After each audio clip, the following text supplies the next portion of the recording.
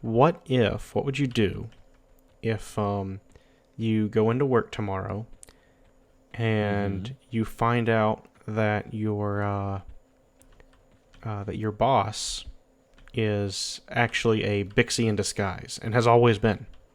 Like she's just always been like the head honcho of your branch is she's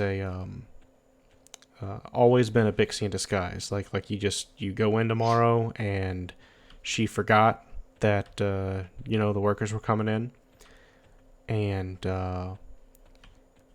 you see her before she's put on her human skin suit,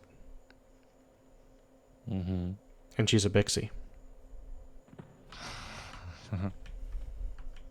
At that point, I would probably start questioning everything. Oh, I don't know why I tried to cast that in here. Oh well, let's hope my saw stays on.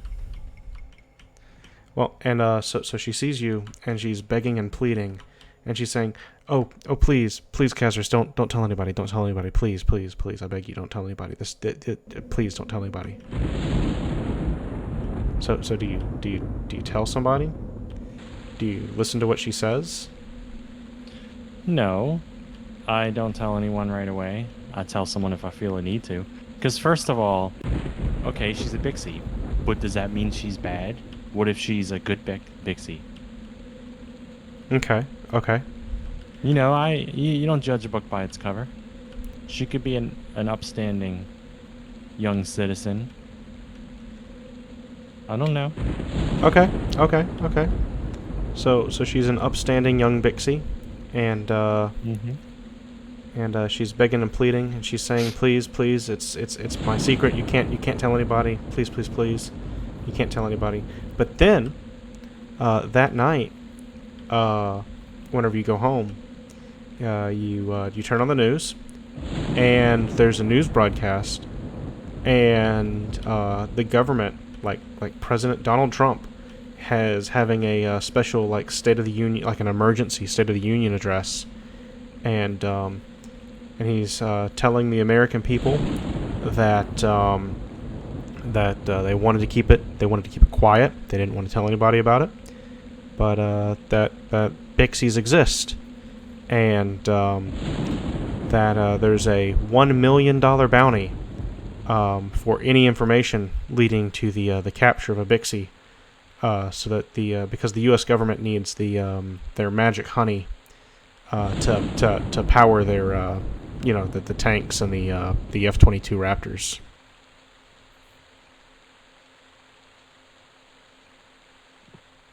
This is where you followed up with a question. Am I going to turn her in for $1 million? Exactly. Yeah. What do you do? Assuming she's the person she still is, like to my knowledge, Yeah. then no. Okay. Because there's more important things than money. But if she was bad, if she had hurt someone, if she deserved to be captured, then sure. Okay. But more likely not. Because it sounds based on your description that the government wants their honey. So it's really the government like, I'll give you $1 million if you give me something I can exploit. And Okay. I'm like, Yeah, no, that's not too far off. But now you got to remember that all of this like government press is coming with a whole bunch of I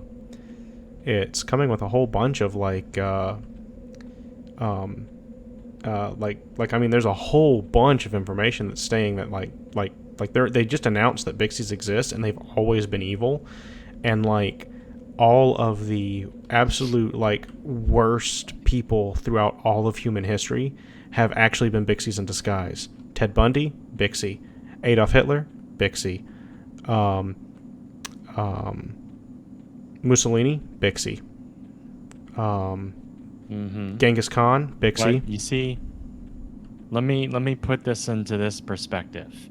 Okay. All of those people outside of this hypothetical situation, just talking about real life for a moment, all of those people, to our knowledge, are humans. So does that mean that a human next to me is probably evil? Because all these bad people were humans. Well, I'm a human. Does that make me evil? No. See. Wouldn't make me judge an individual Bixie. Okay, so they're saying that all known Bixies, like all Bixies that they've found, Like, they've known about Bixies for thousands of years, and it's been a gigantic conspiracy to keep them, to keep them hidden, or they've kept the public in the dark, because the risk of the regular person finding out how much how much energy you could get from the magic Bixie honey was just too great. The honey's too powerful, and no one man should be entrusted with that kind of power. And it takes a responsible government to harness it responsibly and in such a way that's not going to destroy the world, or at least that's the line that the government's saying.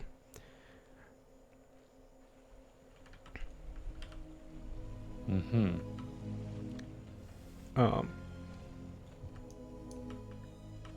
It's like But John. I'm supposed to believe everything the government tells me when they've been lying to me about this existence the whole time. Okay. It's one of those things that I don't have enough information to make up my mind, so I don't act. I get you. That's I can definitely see where you're coming from. I definitely understand where you're coming from. I respect the decision. I do. So let's turn this around. Yeah. What are you gonna do? Are you kidding? I'm gonna capture her and take her magic Bixie honey for myself. I mean, do you have any idea how powerful magic Bixie honey is? Like, ooh, that's worth way more than $1 million, man. What if she's a good Bixie? What if she's different than I the don't rest? even care. I'm gonna capture her. I'm gonna steal her magic Bixie honey, and I'm gonna rub it all over my biceps, and that'll give me super strength. I'll be like Superman, except none of the powers except for the super strength, and even then the super strength would only really be concentrated to my arms, because that's where I rubbed the Bixie honey. And then you'd be super powerful because of all this Bixie honey, right? Exactly. Yeah. So you'd be perfect for me to turn over to the government. Look at this super powerful guy. No, they're not interested in super powerful guys. They're only interested in Bixies. And I'm not a Bixie. I could tell them you're Bixie. Yeah, but they'd be able to run some tests, and it'd be an inconvenience. It'd be an inconvenience for sure, but they'd probably. Someone They'd clearly let me go. started out with What choice would they have other than to let me go? I mean, because if they didn't, I just punch through everything. No, the government would not let you go because they wouldn't trust someone with that much power. They wouldn't have a choice. So if they didn't need you, they'd end you. And if they weren't capable of ending you, that would make them even more try, Well, yeah, but if they're not capable of ending me, then they're not capable of ending me, and so I just leave, Well, why not? I mean, why they may go have if they know about Bixies, they probably already have a system in place to catch Bixies. Right. Yeah. And That makes sense. more likely than not, they've have Bixies honey, and then they rub it on their own biceps, and then, it's one Superman versus another. You make a good point. I find that one hard to argue against. But have you considered a counterpoint, if you will? Yes, I have. Okay, you've considered my counterpoint already? Whew. Yes, I have. Oh, jeez. Mm-hmm. Okay, well, what about the counter to that counterpoint, which would be... Counterpoint? Yeah. No, I didn't think that far ahead. Okay. Whew, it's a good thing that I'm a chess master, and I'm always thinking, like 17 moves ahead. Mm-hmm. But no. So the counterpoint is additionally, I would have hidden some of that Bixie honey, on me in places where I could then consume it, like in my armpits or maybe in my elbows or if push comes to shove. Yeah, you're never gonna check in your elbows. Exactly.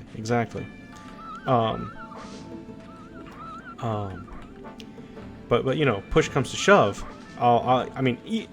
Let's be real. If push really came to shove, I could just squeeze a little bit out of my biceps, and then I could eat that, you know, and then of course, whenever you consume Bixie honey, it gives you the ability to basically, you know, it just lets you eat everything. You know, it turns your insides into a ravenous black hole. Not entirely, unlike the creature that the famous Nintendo mascot Kirby is based off of. So yeah, I mean that'd be. I think if I got my hands on a bunch of honey, I don't like being a guinea pig. I don't think I would use it on myself because I would like to remain my normal, humble self. Okay. But I would collect it all, you know, I'd store it. I would build a storehouse and I'd have lots of jars, you know, at my house. Right. When no one goes. Okay. And they wouldn't see it. Okay. And every day when I got home from work, yeah, I'd say, "Honey, I'm home." Yeah. Okay. So that's the first step of the ritual. What about the third and fourth, the second, third, and fourth steps? Oh, I didn't think that far ahead. See, that's the problem. You're not thinking far enough ahead, man. You always got to think, you know, at least 15 steps ahead. At least. You got to have contingencies 15? For your contingency. Yeah, 15, man. 15. That's a lot of steps. It is, but you know, it's worth it whenever the alternative is being wrongly imprisoned as a Bixie imposter by the U.S. government. Well, this is why you would be the honey master. Well, I'm glad that you have finally recognized that that I am the one true and rightful honey master. That's good. That's an important step. That's an important step. I'm proud of you. I'm proud of you.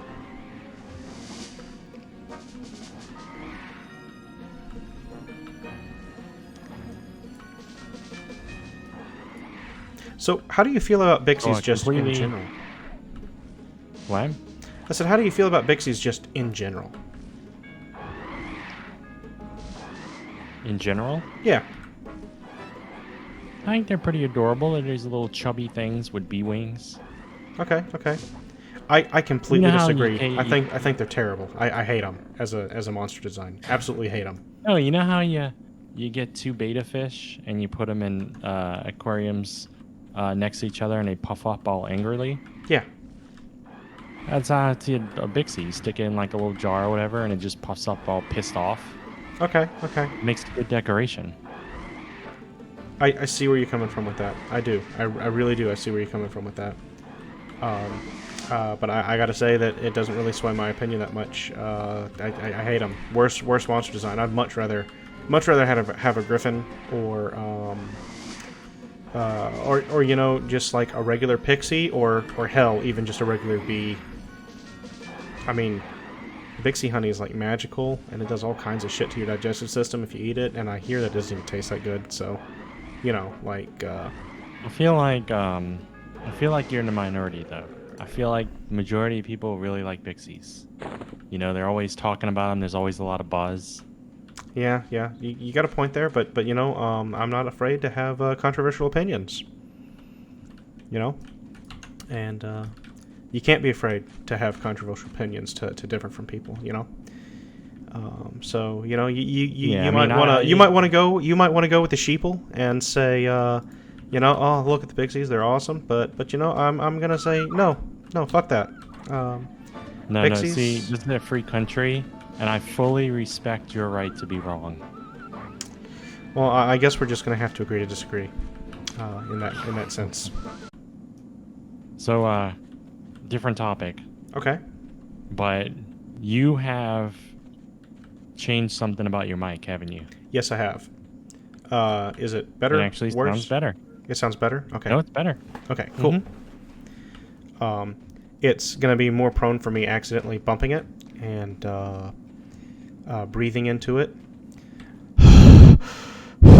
Like that. Some people like that. Yeah. I don't think you're one of them, though. No.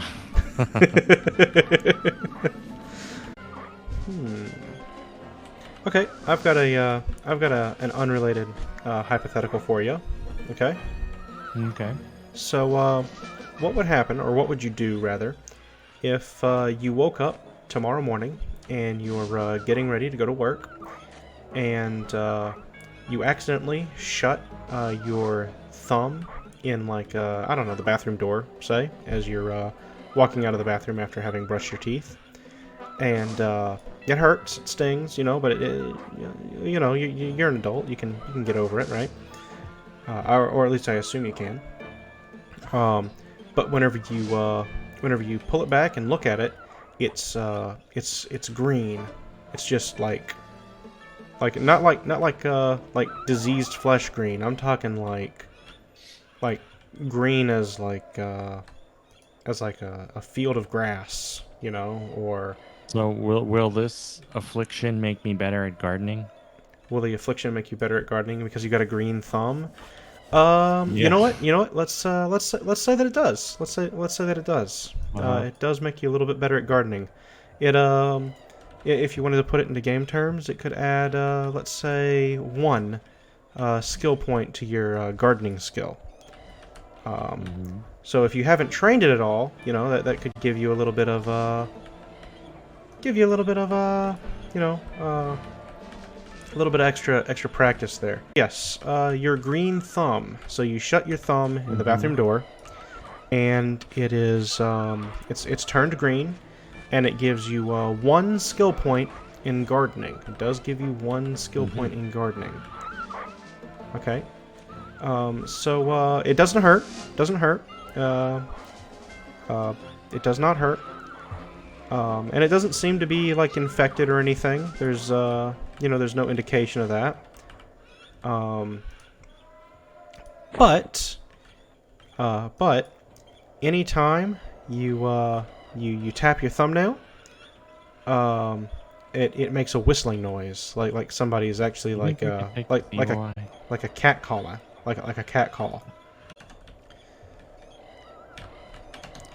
Okay, so your thumbnail. If you tap your thumbnail on anything, it makes a cat call, almost exactly a cat call whistle. So what do you do? Do you just take I don't tap it around women because then I get accused of sexual harassment. Well, right, yeah. No, I mean that's one of the downsides, right? And I don't tap it around anyone else either. I mean, it's not just if you it's not just if you tap it. It's that if anything like hits your thumbnail, it makes the cat call.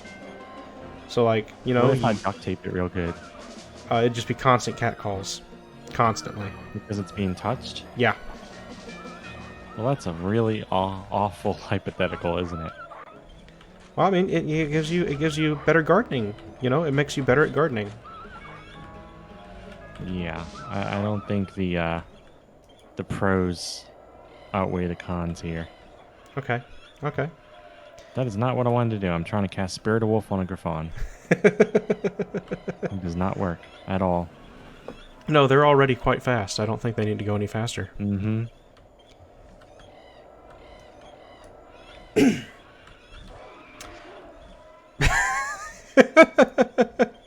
All right. Am I killing it? You know where we're going? If you can pull it off of me, but you're not gonna be able to, so I'm gonna plan to zone it. I don't have enough. Well, I mean, I can deal with it. I can terrorize it and make it run. I can definitely pull it off you, dude. Ooh, and there's also you that. had to smack me one more fucking time. Yeah, he wanted to. Not to try and tell you how to do your thing, but snare would really help. Oh, helps if I target it.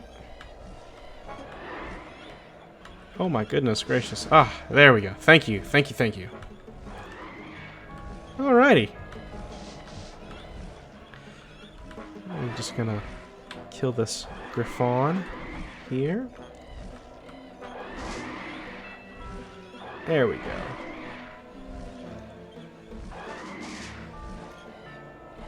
Ow, come on. Missed the backstab. I always hate it when I miss the backstabs. Okay, so, That motherfucker. He just had to turn around and hit me right before he died. Ugh, just absolute. It's just the disrespect, you know? It's just the disrespect that gets me. Some griffins are just so disrespectful these days. Okay, so here's a question, a little bit of a more serious question. Okay, would you ever willingly replace a portion of your body with machinery? And I'm not talking about like you know, you have a horrible accident and you you lose a hand, so you have a robotic replacement, like a prosthetic. I'm not talking about that. I'm talking like, do you chop your left hand off because, you know, the latest and greatest model, you know, comes equipped with some kind of like a calligraphy, you know, something, right? Like calligraphy protocols. Let's say that I don't think I would get rid of a natural body part for simply something more advanced, unless there was a huge gap. However, I would get rid of a body part that doesn't function up to par for something that would give me normalcy, even if there wasn't an accident. Say, for instance, my digestive system. Okay. My digestive system in real life is fucked up. Like, I'm lactose intolerant, I have IBS, I can't eat anything spicy because that causes problems. I can't eat anything with dairy in it because that causes problems. I can't eat anything. Basically, the better it tastes, the worse it is for me. Okay. And so, does it make it where I can't live life? No. But would I replace it if someone said I can make you a digestive system with technology that works perfect? And let's say it was established and I knew it had a low chance of failure and stuff. Absolutely. Okay. But would I chop off my own arm to get a metal hand that let me pick up a car? I mean, I don't pick up cars very often. I'm not so sure. Okay. I mean that makes sense. So let's see. Okay. So here's a follow-up question to that. So it sounds to me like you aren't necessarily willing to replace a part of your body that functions with a mechanical replacement that could be better, but you are keen to replace a part of your body that functions barely for one that functions the way it's intended to. Is that pretty correct? Would you? You got it. Okay. So follow-up questions. How messed up does a portion of your body need to be before you replace? But no, to get back to the topic that we were talking about before the little evil eye fight. So you're willing to replace a part of your body that does not function well with a part of your with a mechanical component that would function normally or at, you know, regular human specifications, I guess. And so then I asked the question to you: how broken does your body part need to be before you would consider, like, what's the least amount of damage before you would consider a robotic replacement? Like, for instance, if we're talking about hands, you know, do you need to be missing, like, do you need to have, like, you know, chronic ingrown fingernails or toenails or whatever to talk about hands or feet? Do you need to be like missing your pinky? What? I feel like I would be pretty conservative. It's just a matter of, if I can live a pretty normal life, I won't make any modifications. Okay. So then you would need to be in, like, some kind of accident that would prevent you from doing something that other people could enjoy, like to put it in similar terms with, like, your dietary restrictions, right? Like, You know what I'm feeling like right now? What's that? I'm feeling like you're about to create a new industry. Like you found out some like cybernetic technology and you're going around polling people and taking notes. Like just how damaged would you have to be to buy my product? No, I'm legitimately curious. It's not a and because it's something that I never even really considered until fairly recently. But I discovered that obviously I should have realized this a very long time ago. Because it's not really that mind-shattering of a revelation. But everybody sits somewhere differently on that scale, you know? Like, if the technology... I know a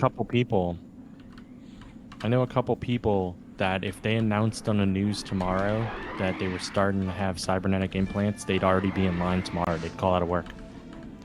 Yeah, see, and that's the thing, is that I'm not that gung-ho about it. But if the technology's been around and established, and for a few years, I say a few years, probably more like a decade. The technology, I feel like I would want it to be established for about a decade. But then non-essential body parts. I mean, or not non-essential body parts, but like body parts that could be easily enhanced with like mechanical replacements. Like arms and legs. I would be very strongly considering robotic replacements for those particular body parts. Being able to run faster, longer, being able to lift more weight. That'd be pretty cool. And so I wouldn't necessarily need mine to be broken before I would consider it. Not that I would necessarily go in on it, but I wouldn't need it to be. I wouldn't need to be crippled or maimed or anything like that before I would consider the actual replacement. Which I think is a difference between us, is because I get the impression that you would need to be disabled or maimed in some way before you would, based on your previous answers. Yeah, I don't mind being... I guess we could try killing this guy again. Okay. Sounds good to me. I don't mind being at a slight disadvantage, I don't mind. I'm pretty... I feel like I'm pretty comfortable in my skin. Okay. If, It's almost like he casted something on me, but nothing happened. I think you cast something on your pet. Oh, I resisted disempower. He did try to... Isn't that this charm? I hope not. Or actually, no, I hope so. I think he tried to charm me, potentially. Oh, that could have been very messy. If he tried to charm you.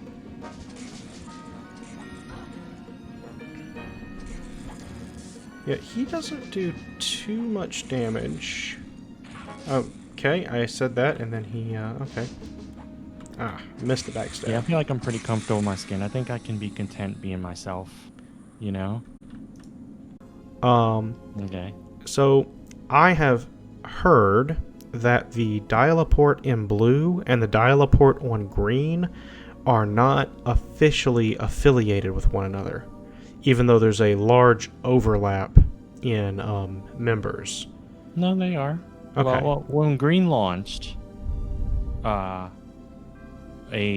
officer from blue, I forget her name, but it started with an A.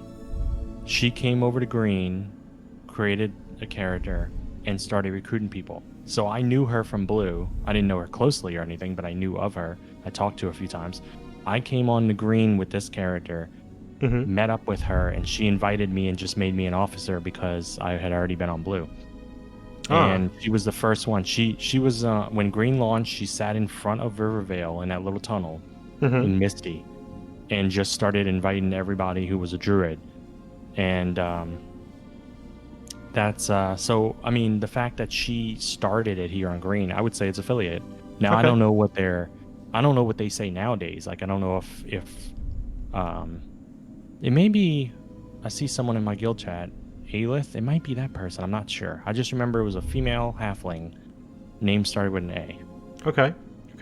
Now I've got a guy in my stream who's my stream chat, who's asking the real hard-hitting question, which is a kindly one, asks, why is it not called teleport?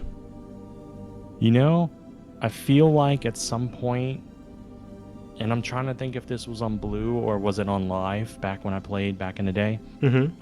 I feel like there was a wizard porting guild called Teleport. Okay. I never experienced it. I know that Dial is for any porters, wizards or druids, but it's my goodness gracious. The ratio to druids to wizards is, I'm pretty sure it's something like 10 to 1. Like it's crazy.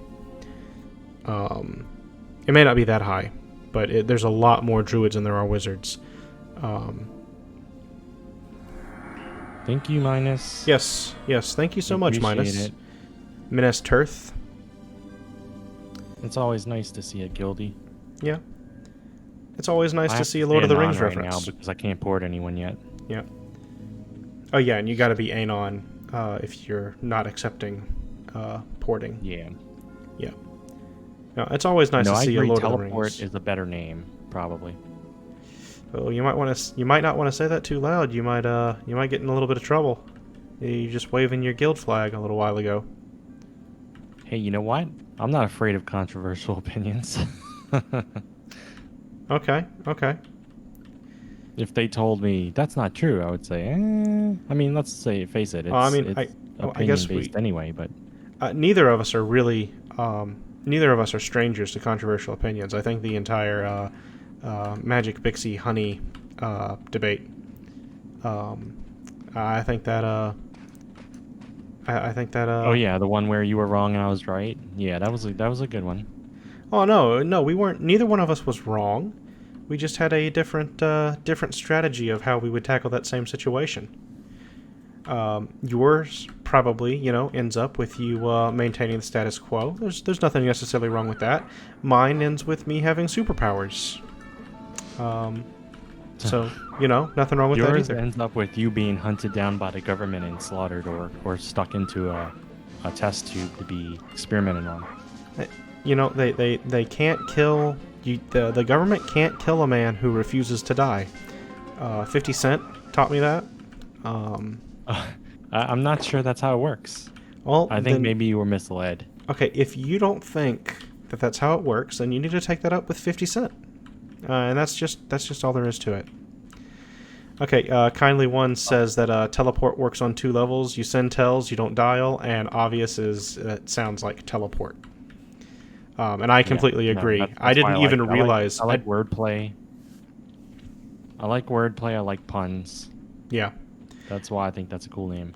No, I didn't even realize that teleport sounded like teleport until I physically said it, asking Whittleby the Really? question. Yeah, I really didn't. I did not see it when it was written down. Because he has Your it. brain's not hardwired for puns like mine. It must not be. It must not be. Now, as soon as I said it, I got it. I said it and then it clicked. But the way it's written is just, it's written the way dial-a-port is written, tell and then Wait. A and then port. Is that We're not fighting the that Griffin right there? Yeah, that's the big bad wolf one. Okay. Yeah, we want to stay away from him. He's got a good little bit of magic Bixie honey slathered in his on his biceps. If you catch my my drift. Okay, so back to 50 Cent. Yeah. I have $1, so that makes me more valuable than him. Huh. Checkmate. Okay, now I can't really argue with that logic. He was never my it's never my favorite rapper or person, but he did refuse to die, and he was shot, and not in that order. He was shot, and then he refused to die, and he made a video game about it. That's real, by the way. He really did make a video game where the tagline was, "You can't kill a man who refuses to die." which is about. I believe it features That dude needs to him. visit a graveyard. Oh, I believe it features him getting shot and surviving the attack and taking revenge. I believe that's what the game is. Yeah. Oh, Sal just ended. Mm-hmm. So yeah, that might be a good game to stream. 50-cent bulletproof. Just for the novelty of it. If someone shot me, trying to kill me multiple times, and I survived it, I probably wouldn't go saying, "You can't kill me," because that's like saying, "Come try it again." Right. Wow, man. There we go. All right, I'm gonna try to get a few shuriken throws in on these things as they're running away, if you don't mind. I'm gonna mid. If any shit hits the fan, I have no mana to deal with it yet. Okay. I'll be sure to let you know if shit hits the fan. And promptly expect you to deal with it while you have no mana. At the cost of your life. What's that? You're gonna be dealing with it. You better cover your whole body in that honey. Okay, now see, that's you jest, but I heard tell of someone who once did that with the magical Bixie honey, and well, let's just say that they ended up becoming a very, very famous, influential person. As a matter of fact, you may have heard of him. Does Muhammad Ali ring any bells?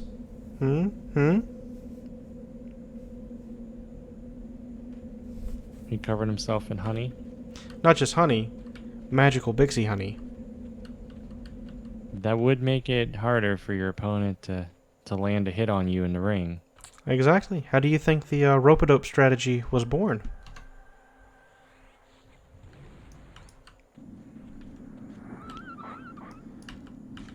It also explains why he can't talk so well, or he couldn't rather talk so well towards the end of his life. After he retired, it wasn't because he took one too many blows to the head. It was because he had he'd used way too much of that magical Bixie honey, and it yeah. He learn something new every day. Yeah, no, he apparently he used it on his forehead and on his temples, and that's exactly where you don't want to use it. You don't want to use it on your temples because it enhances your strength, but it does it by basically like de-evolving parts of you slightly, and a de-evolved brain is not exactly kind of like the Super Mario Brothers movie. Yeah, exactly. Exactly. We saw what happened to their heads. Exactly. No, exactly. That movie is believe it or not. I happen to have this on a very official source. Is that the live action documentary? Yeah, the live action Super Mario Brothers movie is it's an undercover documentary about the dangers of magical Bixie honey. It's got a little bit of propaganda in there, a little bit of anti-government stuff, but it's until you said it, I suspected, but I never knew for true. Oh yeah, for fact. yeah. No, it's That was the truth. yeah. That's it's one of those things. It's a lesser known fact right there, ladies and gentlemen. Me and Kazurus have been discussing. We're perfectly normal. Nothing's wrong with us at all. We've been discussing the ramifications of magical Bixie honey abuse and the real world implications that it's had. There's some suspicion that Kazurus's real life. That his real life boss may in fact be a Bixie in disguise with a $1 million bounty on her head. So we were discussing the best course of action on how to deal with that situation.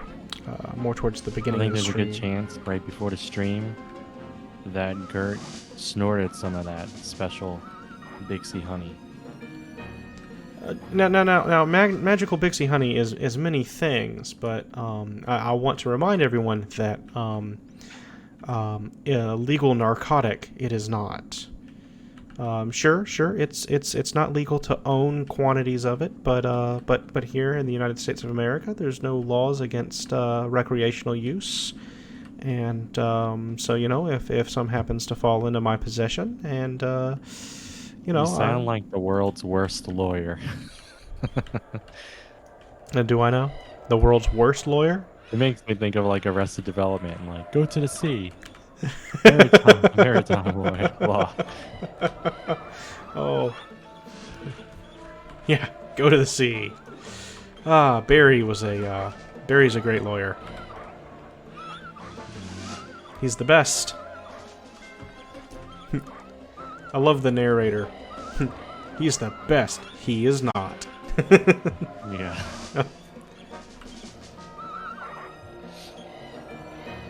Okay, Cypher says, I feel as a Prexus erudite paladin, Bixies follow a not seafaring lifestyle, and so all Bixies shall die a brutal death by others and mine own hands.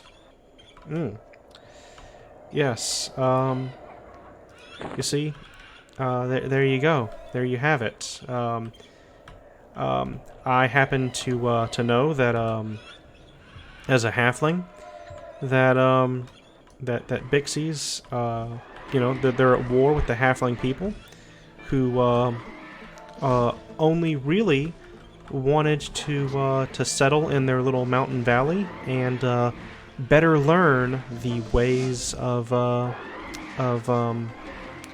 their rivercraft. Their little boats and fishing.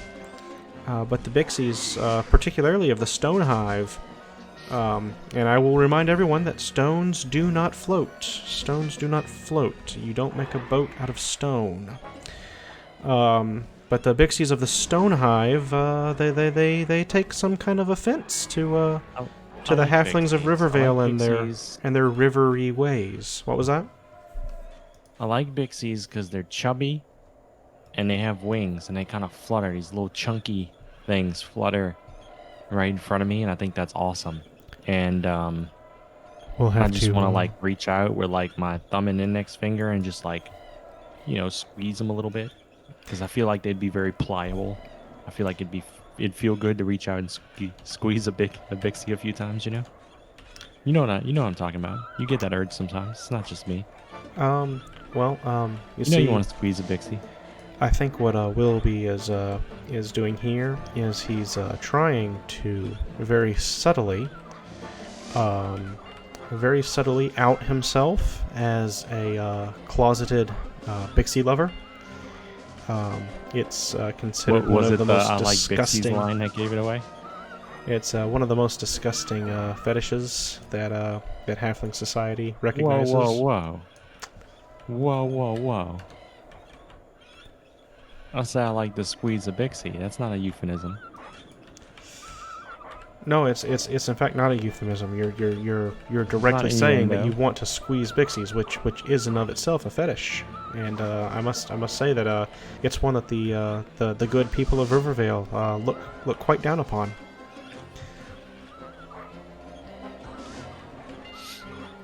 You seem to know more about it being a fetish than I do. Well, of course, because I I'm think a that good maybe and implies upstanding. Yeah, it implies that I'm an upstanding citizen of Rivervale, who follows the laws and traditions. Okay, let's see. It sounds like you may have some experience with this fetish, is all I'm saying. Oh, only in executing those who have gotten a little too bold. I mean, obviously, someone that's into that stuff would be the first to declare that they don't like Bixies, as a cover. Whereas I'm very secure in my Bixie squeezing. that I'm very comfortable talking about it.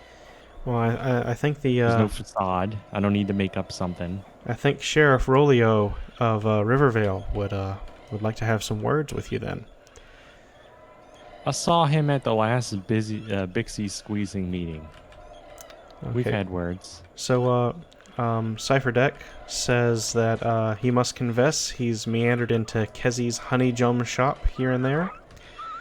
Oh, hello, Ziz. Ziz wants to buy honeycombs. And Cypher Deck doesn't like to squeeze the tip. He squeezes Bixies, but not the tip. It would seem that there's quite a few fetishists here tonight. But you know, we all do what we can.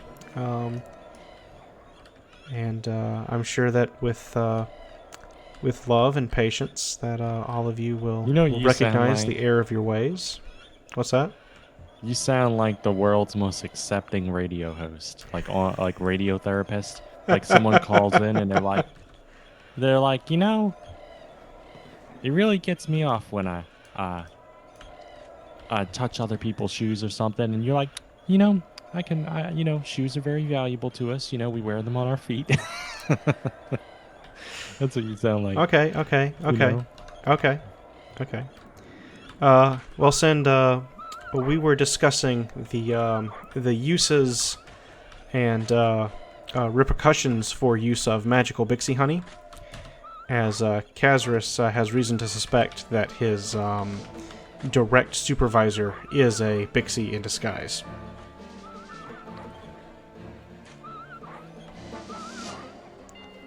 Cypher Deck says that he doesn't put on a Bixie suit and walk around looking for other Bixie enthusiasts. Yes, that behavior is quite frowned upon. Rest assured. Yeah, I mean, you don't want to get your Bixie suit wrinkled.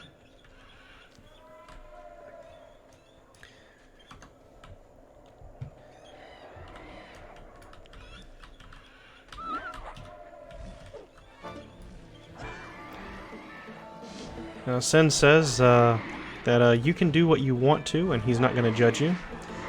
I partially agree with you, Send.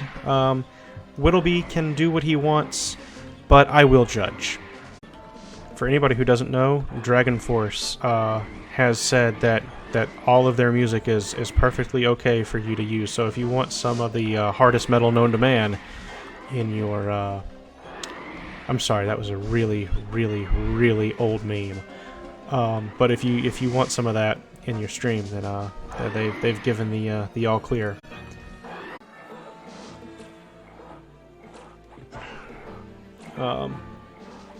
Killing these orcs pretty fast. This is pretty solid orchage right here. That's the thing we get going on here. Is some solid orchage. Whew. Let's see. So, what is there to discuss? So we've got beef meat with cheese. Okay. So one of the things that Kazurus likes to do, I'm gonna steal some of his one of his things that he does. Is he likes to look at somebody's face, and then his brain, he says, just gives him what that guy was doing last. So I'm looking at Louis Dog over here, looking at Louis Dog's face, and I can definitively say that Louis Dog looks like he's just so pleased that he won the glue eating contest. I mean, he's just like, I won the glue eating contest. And it's, yeah, that's what I'm pretty sure that's what his face is saying. He won the glue eating contest. Whereas beef meat with cheese over here, if I can get a good view of his face, there we go. Okay, beef meat with cheese looks like he's upset because he can no longer dine on his on his favorite meal on account of all of his teeth being broken out, and his favorite meal was rocks. Like, he looks like he just got done eating a big, healthy plate of rocks. Just boulders, really.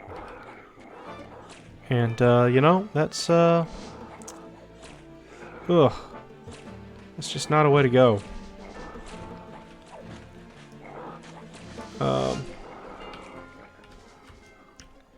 Let's see what we got over here. We've got Claramedic right here.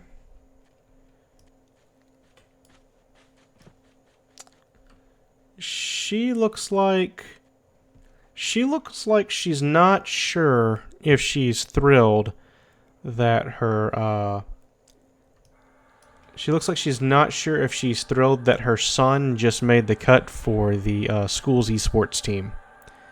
It's like, oh, I don't, yeah, it's an achievement, but, ow. And then there's Keith Richards over there. Oh, there's an orc over here for me to kill. Let's actually fight.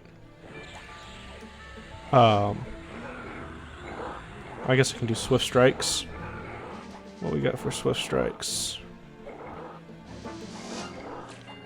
What do we have for swift strikes? I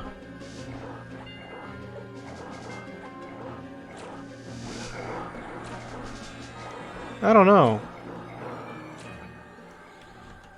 Swift strikes is kind of hard to... He's hard to see right now. I thought I hit that. Yeah. Okay. Gotta get this medic dead. Stop healing yourself, you rat bastard. There we go. Okay, swift strikes. What do we got for swift strikes? Swift strikes is so angry that his favorite cookie is just covered in dirt. He's like, ugh, my cookies. Claramedic I already did. Okay, Keith Richards. Keith Richards. Is he happy or upset? Okay, he's got a little bit of a frown. He's a little stern expression there. Okay.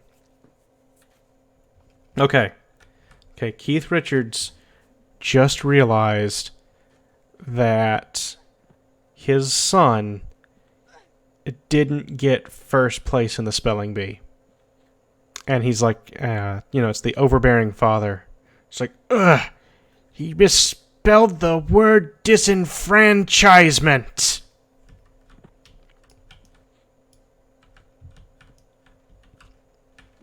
Like, it's just unacceptable. Or maybe he's mad that his daughter wants to play with the other erudite children instead of practice her violin or her cello. It's definitely in that realm of disappointed dad. He's a disappointed dad.